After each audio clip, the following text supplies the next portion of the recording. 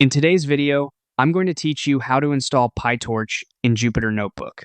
We'll walk through a simple, reliable way to add PyTorch to your Jupyter environment so you can start building and experimenting with deep learning models right where you take notes and run code. First, go to Jupyter. Open your Jupyter Notebook homepage in your browser just like you normally do. Give it a moment to load, and make sure you're in the workspace or directory where you want to work.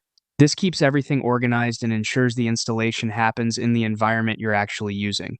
Next, click on File at the top. You'll see a menu dropdown. From there, hover over New so you can access the options for creating or opening different tools inside Jupyter. Now, click on Terminal. This opens a command line window within Jupyter. Using the terminal inside Jupyter is helpful because it installs packages directly into the same Python environment your notebooks use, which avoids the common mismatch problems you might run into if you install elsewhere. In the terminal, type the command pip install torch vision torch audio, then press enter.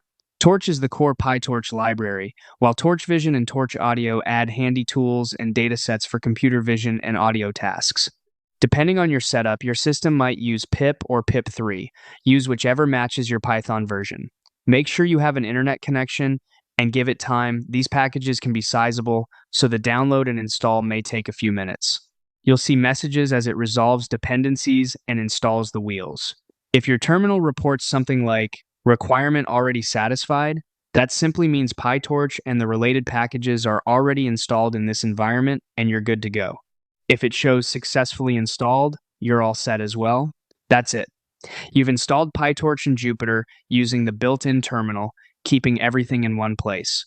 From here, you can confidently use these libraries in your notebooks, knowing they're available in the environment you're working in.